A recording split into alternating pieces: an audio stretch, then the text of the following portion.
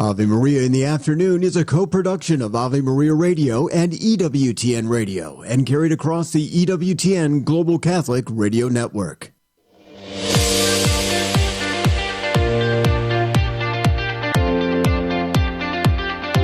Welcome to Ave Maria in the Afternoon, examining the world through the lens of faith from the heart of the Church to help us navigate the culture. Here's Dr. Marcus Peter. Good afternoon and welcome to this hour of Ave Maria in the Afternoon. I'm Marcus Peter. I want to draw to your attention that in the first hour of this program I spoke about the great heritage of Cardinal Shawn McGhee and his contribution to the Church. We're going to be talking about that specifically, amongst other news, with my friend Dr. Matthew Bunson, who joins us every week. He is Vice President, Editorial Director of EWTN News, and we talk about current events in light of church teachings and church news. One of the things that we will be talking about is, as I mentioned, Cardinal Shawn McGhee. His resignation has formally been accepted by Pope Francis. He's now 80 years old, and this is going to signify the end of his term in the See of Vienna as Archbishop. Cardinal Shawn McGhee, sure, he's made some...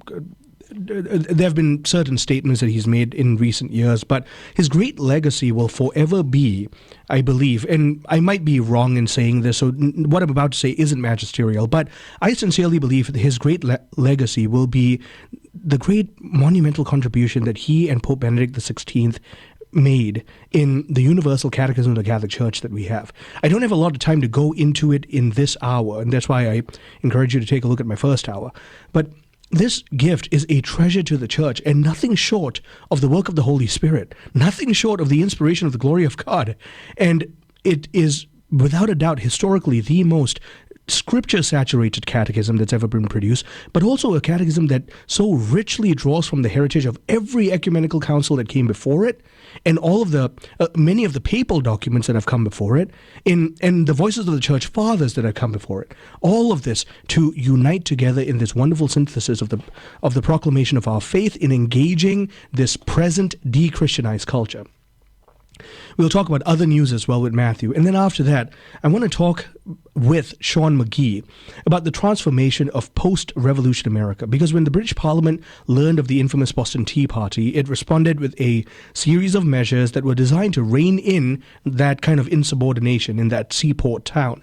But the response of the colonists laid the groundwork for what we now remember as the American Revolution. Those early years transformed and solidified American identity and created the thrust with which we now enjoy the freedoms of being citizens of this great nation. And so we talk about all of this after the headlines. Thank you, Marcus, and good afternoon, everyone. This is your Ave Maria Radio News for Thursday, January 23rd. It's the feast of St. Marian Cope. And today's news is brought to you by Ave Maria University. Your vocation location is at avemaria.edu. A federal judge is temporarily blocking President Trump's executive order that aims to limit birthright citizenship. A Seattle U.S. District Judge heard arguments today in a lawsuit filed by Arizona, Illinois, Oregon, and Washington. Trump signed the executive order Monday after being sworn back into office. The order would limit birthright citizenship to children born to at least one parent who is either a U.S. citizen or permanent resident. At least 5 different lawsuits have been filed over the executive order. Robert F. Kennedy Jr. will go before Congress next week for his confirmation hearings following his nomination to head the Department of Health and Human Services. The Senate Finance Committee will hold a hearing on Wednesday. The Senate Health Committee will hold a courtesy hearing the following day. Only the Finance Committee will vote to advance RFK Jr.'s nomination to the full Senate. And iPhones with TikTok installed are listed for thousands of dollars on eBay. After a brief ban in the U.S., those who deleted or never downloaded TikTok have been left in the dark since it's not available on Apple and Google app stores in the U.S. Some iPhone owners who have kept TikTok downloaded are now selling their used or brand new phones. One eBay user in Florida listed an iPhone 15 Pro Max with TikTok for $10,000 or best offer. Other phones with TikTok installed are listed between $500 and $25,000. From the AveMariaRadio.net news desk, I'm Dan McGraw.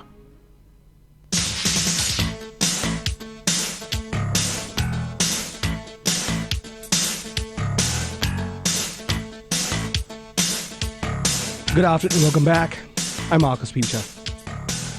As we mentioned, we are talking with my friend Dr. Matthew Bunson of EWTN News, and we are talking about current events in light of church teachings and church news. Matthew, thank you for joining us. How are you? Oh, great to be with you. All of us are in D.C. anticipating the March for Life, so a major event every year. This year, every year is a little different, and it's been interesting to sort of track how the pro-life movement has developed over these years.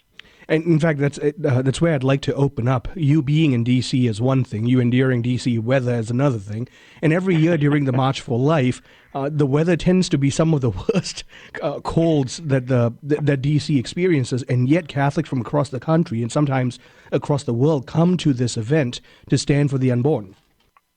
Well, that's right. I mean, two of the things that we can always anticipate with the March for Life is that it will be cold. Obviously, it's at the end of January, typically on January 22nd, but things were sort of shifted a bit because of the inauguration that took place. Mm-hmm. There's something wonderfully appropriate that this year it will be on the feast of Francis de Sales. Mm-hmm. But the other thing that we can always anticipate with great skill, I think, we know it will happen, is that the numbers of marchers will be significally, almost hilariously underrepresented or depicted by the mainstream media, if they mention the march at all.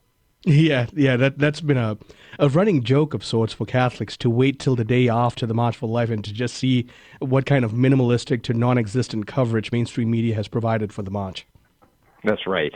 There's an interesting energy to this year's march, partly because of the change of administrations. Mm-hmm. Now, we always have to factor in that the Trump administration, Trump campaign, as it was running itself in 2024 under Donald Trump, who, of course, won, tacked, maneuvered, added nuance, or in some cases kind of walked away from some of the positions they had on pro-life. But I think there is a genuine expectation that certainly compared to the now gone Biden administration, that there will be a significant shift in policy on the life front and on a host of other areas. Now, there will be obvious areas of disagreement as well, but I mention all of that as a preface to say that according to news releases from the March for Life, Vice President J.D. Vance will be speaking at the 52nd annual march.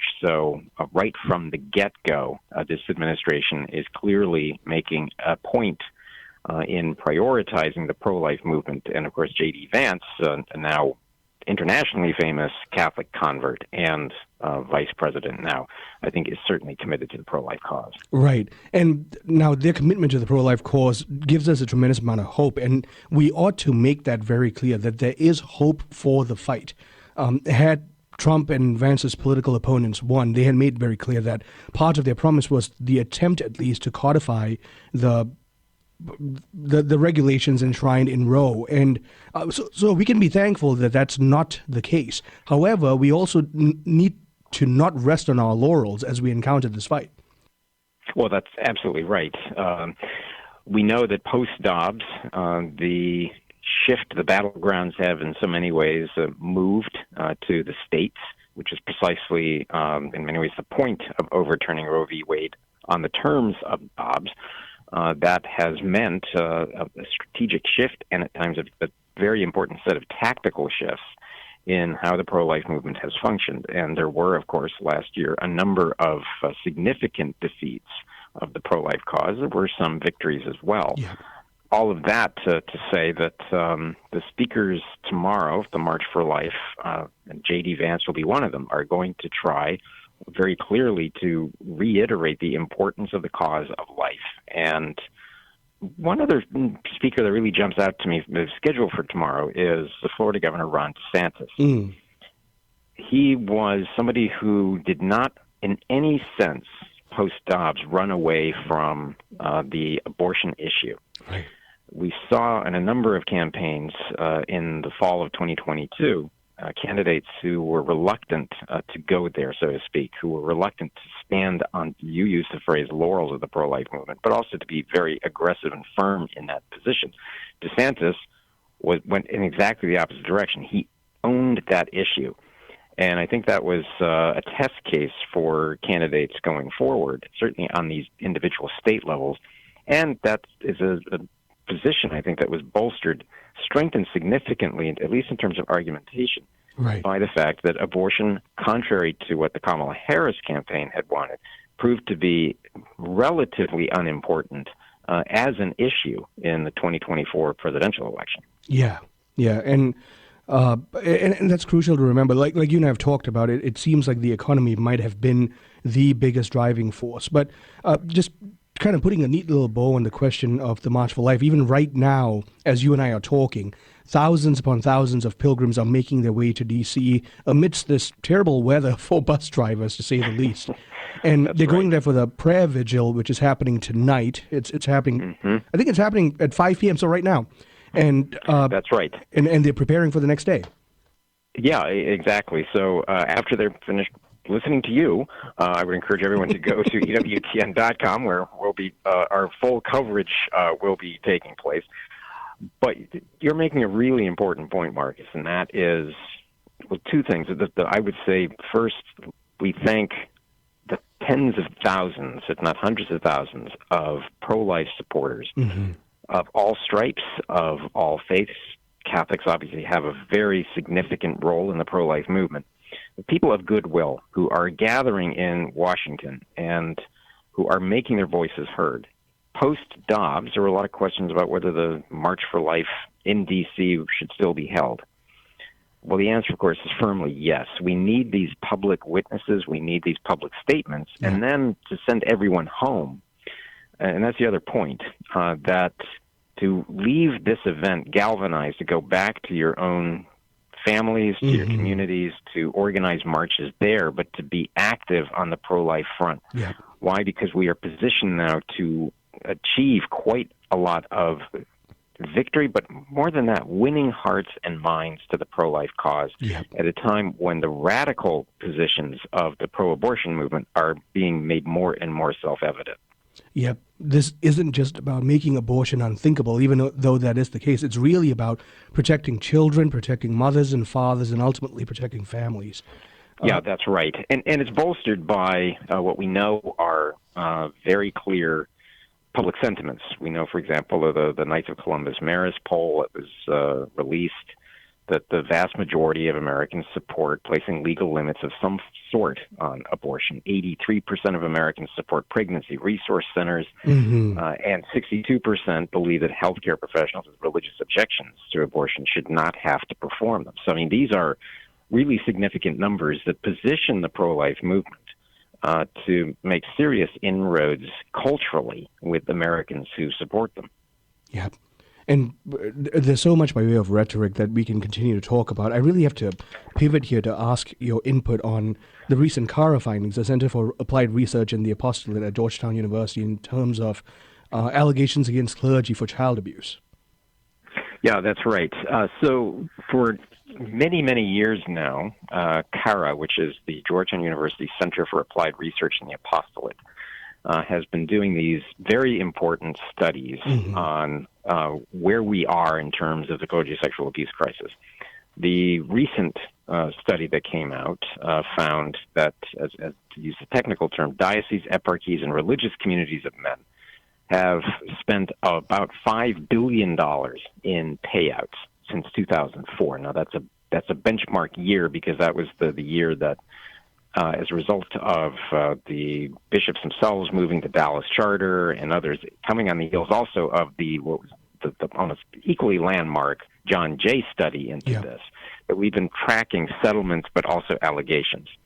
Now, this is really important, I think, because while this is an immense sum paid out over 2 decades, most of this stems from 80% of the alleged crimes that took place in the 1980s or prior. My guest, Dr. Matthew Bunson. We are talking about church news, current events in light of church teaching, and we are continuing this conversation on the other side of the break. Stay tuned. I'm Marcus Peter.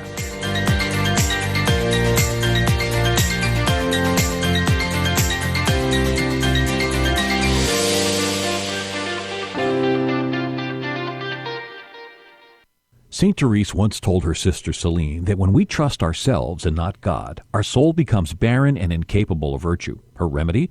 External works of charity. We all try to do it on our own sometimes without asking for God's help. At St. Paul Evangelization, we suggest sharing the gospel with someone who needs it. Check out streetevangelization.com to find a team near you where you can share the love of Jesus. If there isn't one in your area yet, perhaps God is calling you to start a team in your city. To learn more, visit streetevangelization.com. Underwritten in part by the following nonprofit. Are you paying high prices with a traditional health insurance company that pays for things that violate your conscience? There's an alternative available. Solidarity HealthShare is a community of faithful individuals and families that never share into immoral medical services, all while saving you money with prices starting as low as $85 per month for singles and $512 for families. Never fund another abortion with your healthcare dollars. Call 844-313-4999 to learn more. Ave Maria School of Law is the Roman Catholic law school in the United States. Consistently ranked in the Princeton Review as one of the best and most conservative law schools, as well as pre-law's most devout law school. Ave Maria School of Law provides a traditional legal education while emphasizing how the law intersects with the Catholic intellectual tradition and natural law philosophy. Ave Maria School of Law, unabashedly Catholic, consistently excellent. For more information, visit avemarialaw.edu. This program brought to you in part by the town of Ave Maria, Florida. Ave Maria, a big kind of small town. A golf cart-friendly, ride-your-bike-everywhere kind of town with something for everyone. Resort-style amenities, 2 golf courses, shopping, and dining in our town center. With Ave Maria University and Ave Maria Catholic Church at the core of the community and a wide range of homes to meet your family's needs. Visitors are welcome. More information can be found at avemaria.com. Ave Maria, a big kind of small town.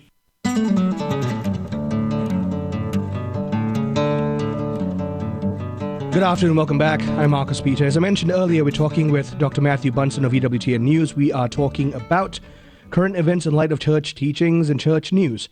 So, Matthew, let's finish up what you and I were talking about pertaining to the CARA findings and especially payoffs. The payoffs, as you mentioned rightly, are relating to allegations that took place largely in the 1980s, in the late 70s into the 80s. So let's pick up from there. Well, that's right. So why that matters most significantly is that these are allegations. So we're looking at about 16,000 allegations that were rendered credible or decided that were labeled credible.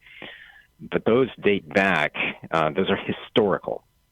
Now, that means that each year that we have seen of this type of reporting, that allegations of abuse have dropped very sharply in the U.S.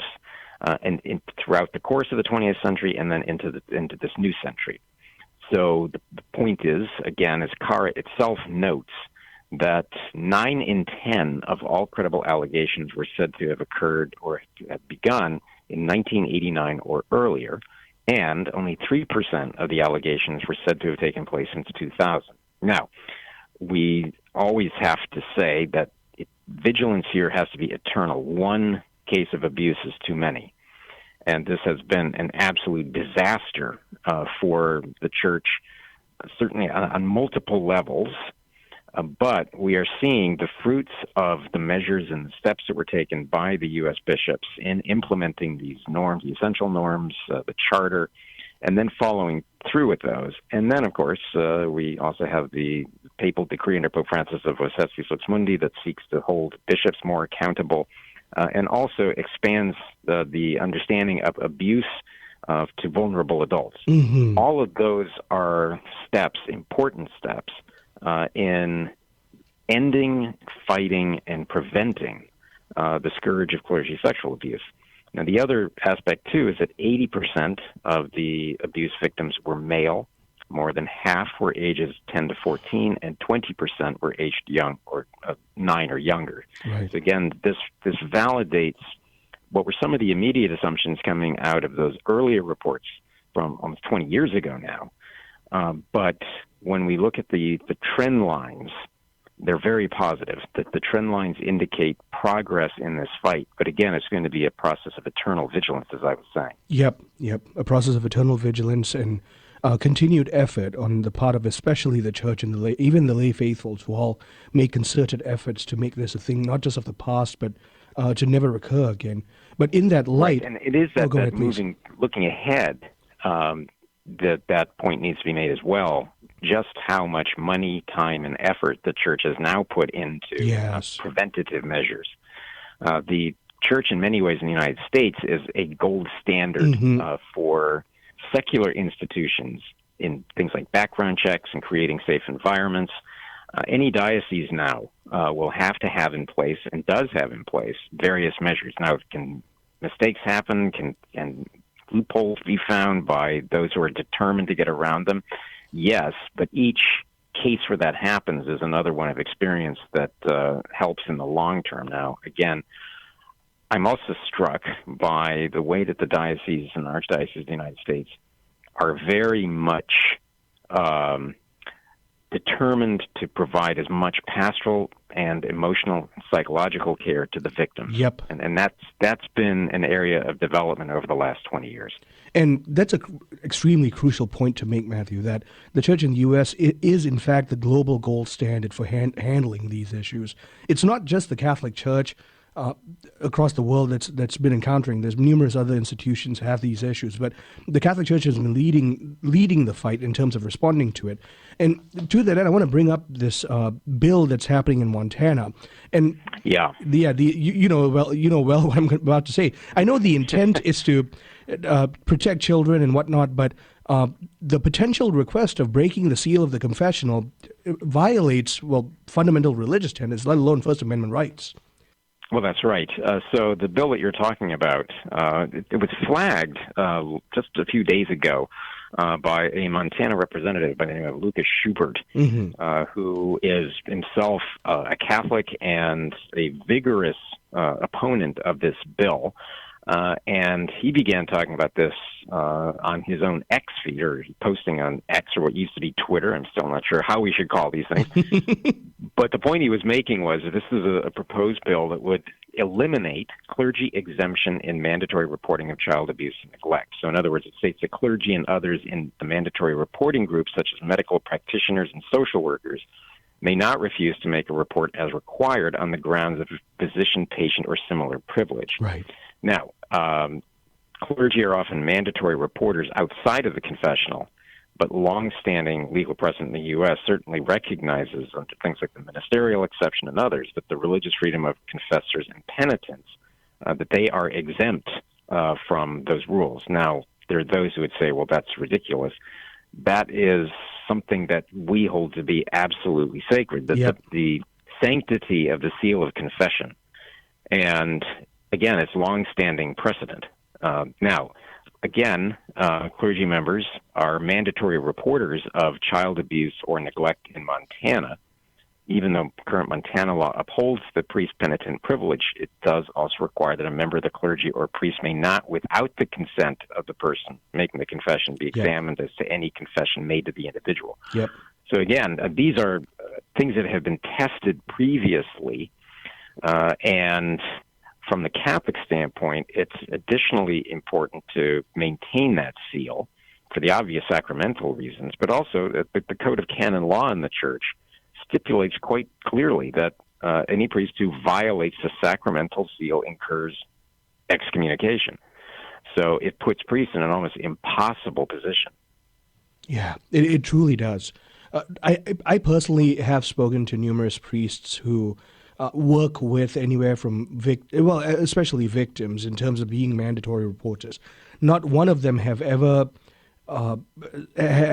gone forth saying that what we need is a violation of the seal of the confessional, because the sacredness of the seal is an inherent part of that sacramental reality. So the fact that the state even believes that they have a right to infringe upon that is baffling. Yeah, precisely. Now, this isn't the first time we've had discussions along these lines in places as far distant as Ireland. They have been floated in Australia. And we also know that there were several efforts just in the U.S., for example, in Delaware a couple of years ago, and in Vermont, looking at similar requirements for priests to break the seal of confession. Those bills, the ones in, again, Delaware and Vermont, failed to advance, partly because they knew that realistically they're not going to pass any form of constitutional scrutiny. But it's interesting, too, and this is often overlooked, is that this priest-penitent privilege isn't exclusively for Catholics, which is an argument that some make, that Catholics are trying to use this as a dodge for themselves. In fact, a number of Protestant denominations, such as the Episcopalian Church, also have similar rights or privileges regarding the secrecy of their version of confession. Right. So let's pivot. We're running out of time in this segment. Just very quickly, Cardinal Schonborn's resignation was accepted by Pope Francis, so his term as bishop has come to an end. It has. This is something of an end of an era in German-speaking Catholic world. As the Archbishop of Vienna, he was one of the most prominent churchmen in Europe. But let's remember, too, his legacy. He will be remembered as one of the great protégés of Pope Benedict XVI, of Joseph Ratzinger, and one of the drafters of the Catechism of the Catholic Church. Now, certainly, in recent years, he has said a few controversial things, but that legacy is one I think that everyone will remember. Yep, I think it's cemented in history, and there's no doubt about it. He's done so much in terms of the teaching office of the Church alone that it's hard to remember him for anything else. Thank you so much for making the time to speak with us, Matthew.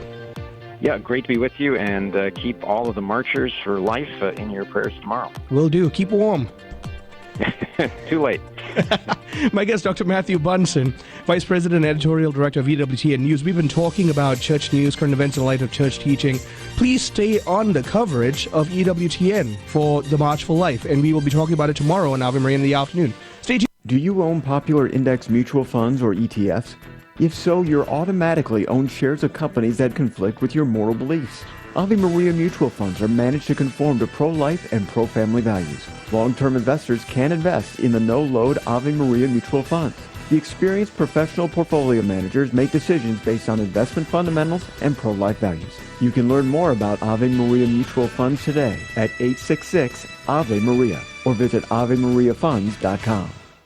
When your children consider going to college, where are you going to find a place that will prepare them for the future and build on the foundation that you've laid? The answer? Ave Maria University. With an authentically Catholic curriculum including 35 majors, AMU prepares students to take on the world. My daughter told me she was published in a scientific journal as an undergrad. I'm so proud of her. The world needs Catholic physicists, and my daughter's going to be one of them. Learn more at avemaria.edu. That's avemaria.edu. CMF Curo is a Catholic healthcare ministry providing families nationwide with a better solution centered around whole health, spirit, mind, and body. Our members share their medical burdens within a faith-filled community. At CMF Curo, our members have access to a spiritual director, concierge services, and other health and spiritual resources. Find out if CMF Curo is a better solution for your family. Visit mycatholichealthcare.com. That's mycatholichealthcare.com. Ave Maria in the Afternoon is underwritten by the following nonprofit organization: Real Estate for Life. Buying or selling your home or business property? Real Estate for Life can connect you with one of 1,400 pro-life real estate agents around the world. When Real Estate for Life receives a referral fee, they donate 70% to Ave Maria Radio and Human Life International. More information at realestateforlife.org or 877-LIFE-US1. That's realestateforlife.org. The wisdom of Mother Angelica. I went to Las Vegas years and years ago for one of these cable shows. And I was shocked to see all these old ladies in their 70s and 80s getting off that plane, running for a slot machine. You don't have a chance to win. They're all fixed. I know, my uncle used to have slot machines.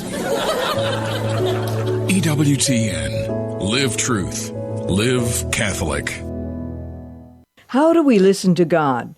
Contrary to popular opinion that God only speaks to the privileged few, the Catholic Catechism tells us He communicates to all of us through our conscience. On our hearts, in our most secret core, God has inscribed the moral law.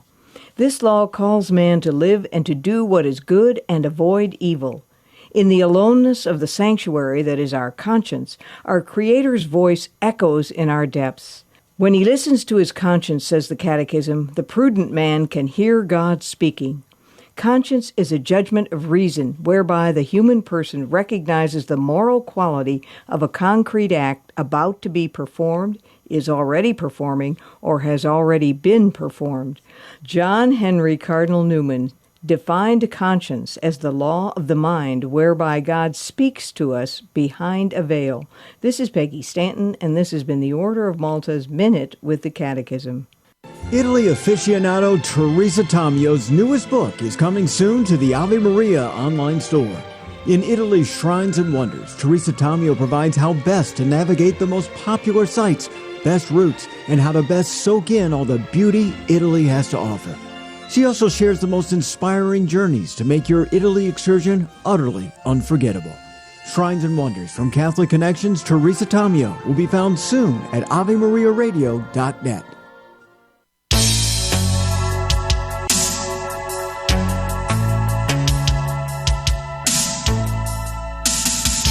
Good afternoon, welcome back. I'm Marcus Peter. When the British Parliament learned of the infamous Boston Tea Party, it responded with a series of measures designed to rein in that insubordinate seaport town.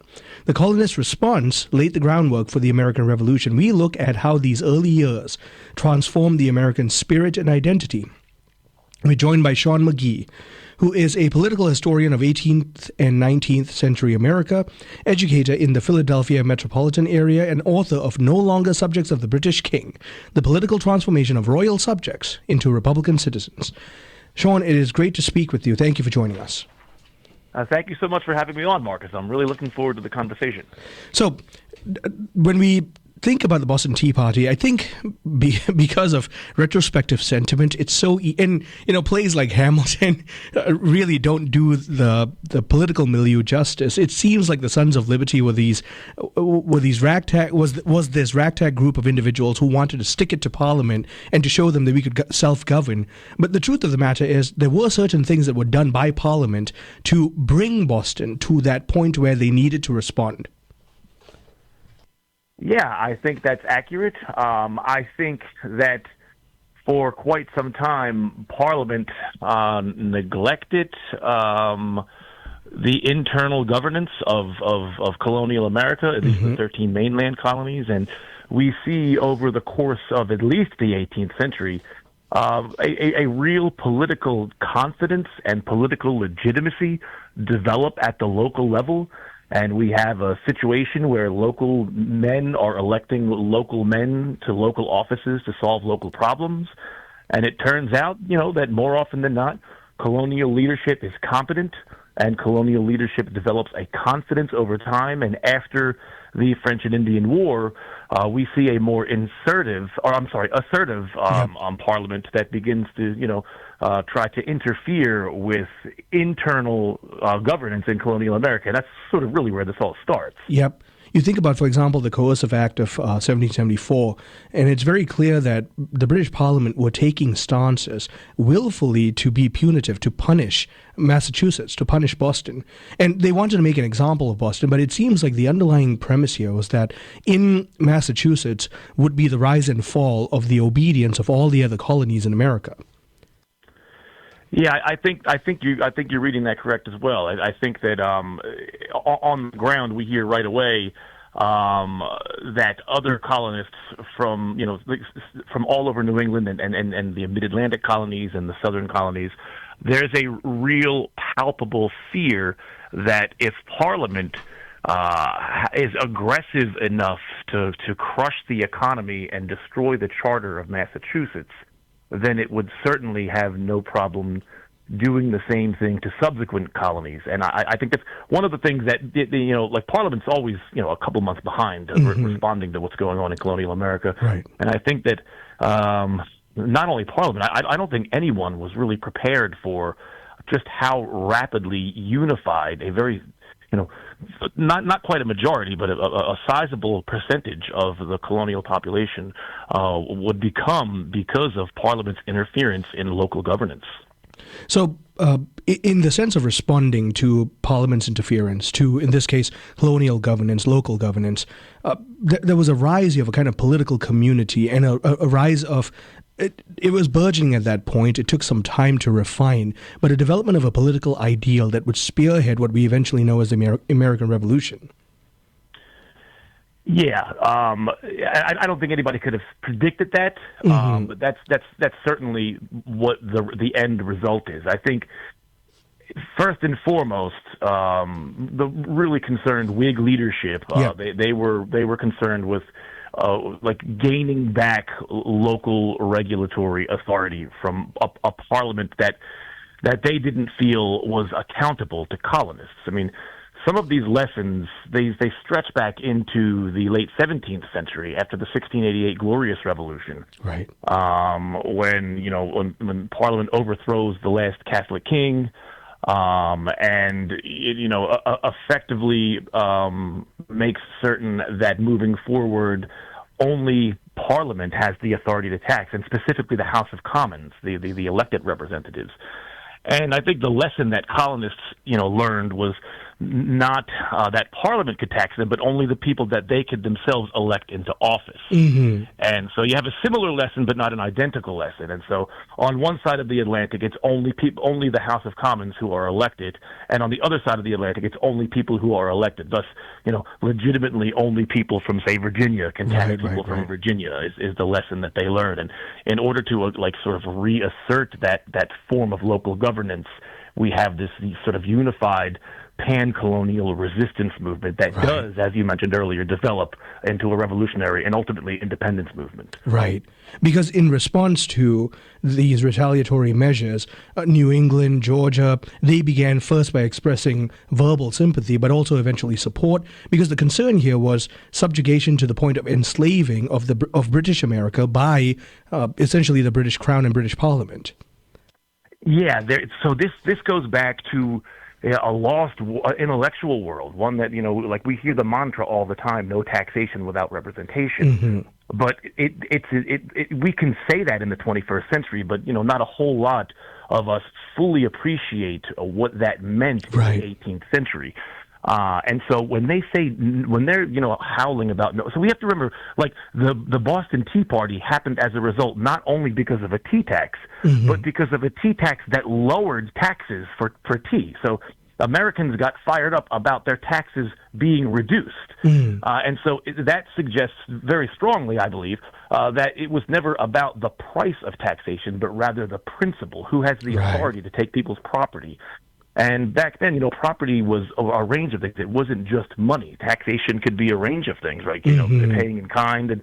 And if you have a politically unaccountable parliament, and what I mean by that is a parliament that no one in the colonies can elect, and I think more importantly, cast out of office through the ballot, that asserts the authority to take your property, then you're threatening people's independence, right? Someone's property is their ability to be an independent actor in the world, both economically and politically. And if Parliament can tax without being checked, without being held accountable in the ballot box, they could tax people out of independence and into the opposite of that, which is dependence, or the word that they use more often, slavery. Right. And that's why Edmund Pendleton of Virginia rightly had his finger on the pulse when he said that what's going on here, I mean, he could read the anxiety that was burgeoning in Massachusetts, and he called it a common attack on American rights, because he saw that what's at stake here is nothing short of the dignity of individuals and persons within the colonies.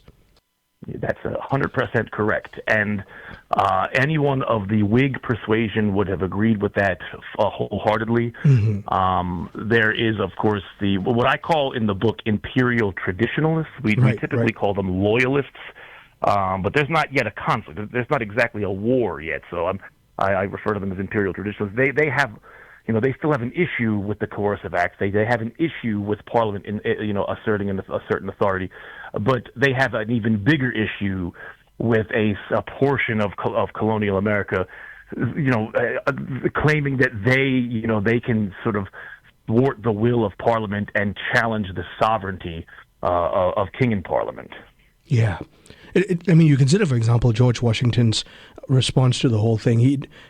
His description of Boston, for example, and Boston's suffering as the suffering of all the other colonies in America, and in fact, the indication at the very least that the attack upon Boston was an attack upon liberty and the property of the people of Boston, and therefore the American colonies.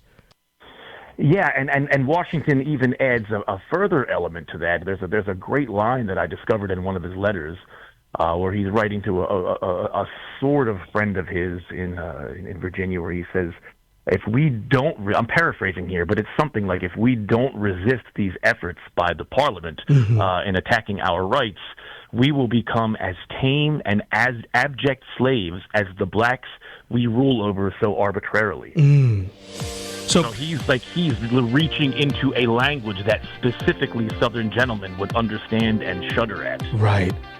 My guest, Shawn McGhee, political historian of 18th and 19th century America, and he is the author of No Longer Subjects of the British King, The Political Transformation of Royal Subjects to Republican Citizens. Stay tuned. I'm Marcus Peter.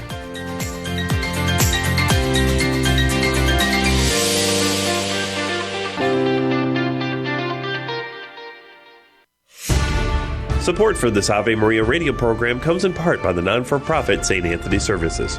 Are you shopping for mortgage products, Catholic investing, Catholic health, real estate, or estate planning? StAnthonyServices.org can help you find a Catholic professional for these needs. They regularly connect faithful citizens with faith-based professionals that share our Christian values. More information at StAnthonyServices.org or 877-LIFE-US1. When your children consider going to college, where are you going to find a place that will prepare them for the future and build on the foundation that you've laid? The answer? Ave Maria University.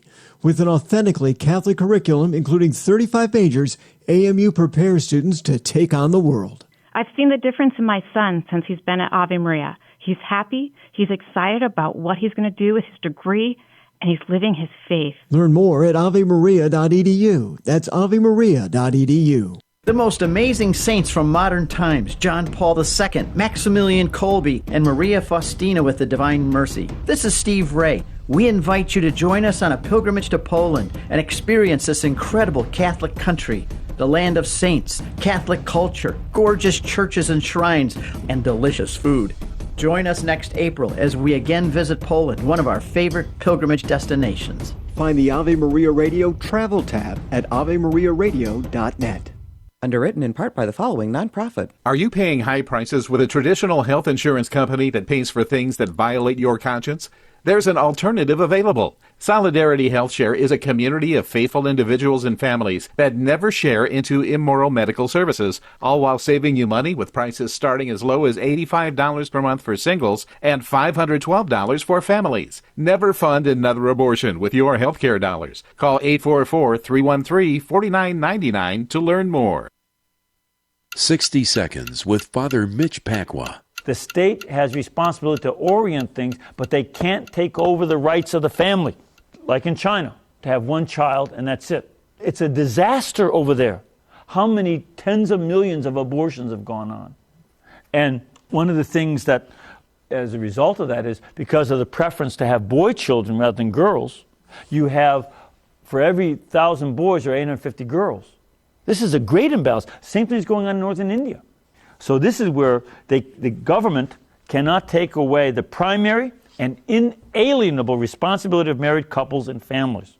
And they cannot employ methods which fail to respect the person and fundamental human rights. Beginning with the right to life, the government cannot force you to kill innocent human beings and still be a humanistic government. It's an evil government. The people you know and trust are on EWTN. How can we be sure our conscience is guiding us rightly? The Catholic Catechism states that in order to make correct moral judgments, we must have a well-formed conscience, one that is upright, truthful, and formulates its judgments according to reason and conforms them to the true good willed by the wisdom of the Creator. In order to avoid the trap of negative influences and the desire to prefer our own judgments, we must educate our conscience.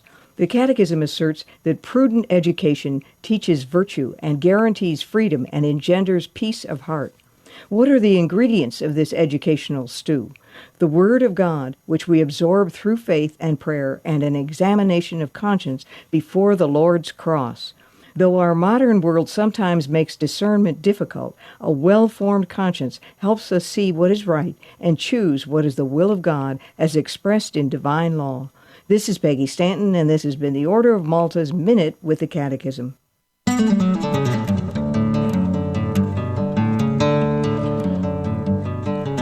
Good afternoon, welcome back. I'm Marcus Peter. My guest, Shawn McGhee, author of No Longer Subjects of the British King, The Political Transformation of Royal Subjects to Republican Citizens. And we're talking about those events that essentially led to the American Revolution and all those freedoms and benefits that we enjoy as a nation today. So, Shawn, when we left off, we were talking about those initial events that catalyzed particular movements, and a series of dominoes would fall that would eventually lead to the calling of the Continental Congress. Just describe what that was like in terms of the political milieu of the time. So there was real hope and expectation. There's real enthusiasm for calling what many of the commentators referred to then as a Grand Continental Congress. Mm-hmm. And they were hoping to gather the collective wisdom of all of the colonies. I mean, it's one of the earliest moments where commentators in print media are really beginning to think about the 13 colonies as a sort of collective, right? Like we're not quite there yet, but we're beginning to see a sort of proto-nationalism where each colony is saying, we need to get the best guys in one space to convene in a Grand Continental Congress. And so they're recognizing that there's wisdom beyond their own borders. There's real potential value in coming together as a broad committee that can address the current crisis of the realm. Mm-hmm. And there's reading the newspaper accounts, it's like it sort of consumes the news cycle. I mean, when delegates are eventually selected through a variety of means in the different colonies, just reporting the movement of delegates, it becomes the news cycle, and it sort of invites readers into a broader imperial drama. Right. And these men are fed it, and there's some pretty heroic writing about them. They're a collection of wiser men hasn't come together. Since the first Charles. We're referring to the English Civil Wars. So there's real excitement that a collection of men specifically from multiple colonies will be able to convene and with their collective wisdom solve the problems of the realm, bring about imperial reconciliation, and what I argue in the book, moral purification. Right. And that's so crucial because this notion of moral purification starts bubbling up, especially in light of this Continental Congress. The fact that they're now able to socialize with members and delegates of other parts of the colonies. And they start realizing that they are united by a common cause. This element of socializing that you highlight is not one that we ought to take for granted. Yeah, I agree with that. I think that one of the most exciting moments that I had in researching this, and this is like a really elementary thought, but there are no radios then, right? There's no photographs. Right. There's no television. There's no telephone. Yeah, there's no they don't know what each other. They don't know what they look like, right? So you could be passing a delegate. You could be from Rhode Island and pass a delegate from like Maryland, and you would have no idea that you were passing a delegate. Right. I mean, the only delegates that had anything approaching like a colonial-wide reputation was probably Dickinson from Pennsylvania, who wrote the famous farmers' letters, and probably Washington from French and Indian War fame, and that's really about the extent of it. But they did meet, they did convene, and there's I think very important stories that unfold once they do in fact meet in Philadelphia.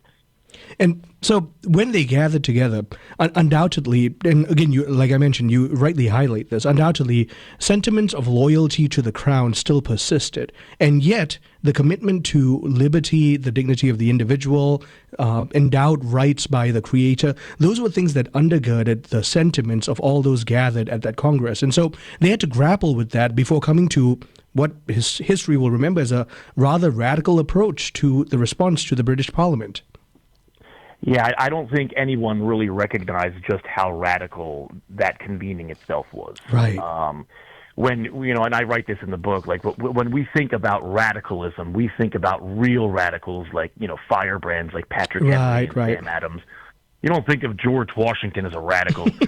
No one ever thought of some of these guys like Peyton Randolph, like that guy's the opposite of radical. But looking at the individuals rather than the decisions they made as a collective sort of obscures just the radical nature of the Congress, because as far as I can tell, they took some breathtakingly dangerous steps.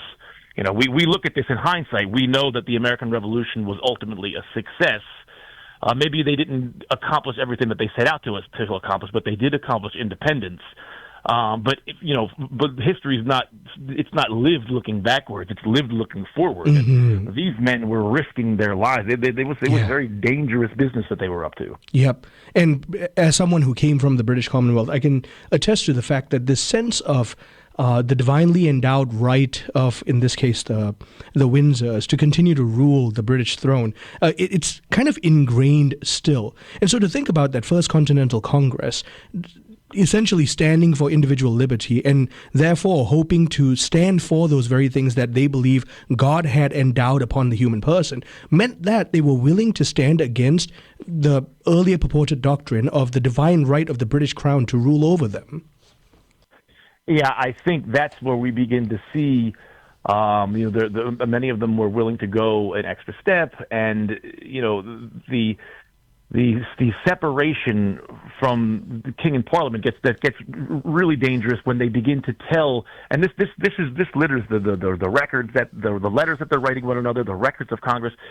There's this sort of mythologized history that many of these delegates believed that they were that in fact it was an oppressive king and parliament that caused their forefathers to escape England proper to begin with, and they came across a dangerous ocean and settled a savage and wild land at a great expense of blood and treasure. And here's the key.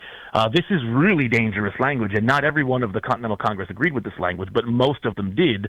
When they decided to set up governments to protect their lives and their property, they voluntarily maintained a connection to the king, but never to Parliament. Right. Now, whether or not this is historically accurate that doesn't matter, because sometimes the truth and the facts aren't the same thing. You act on the truth.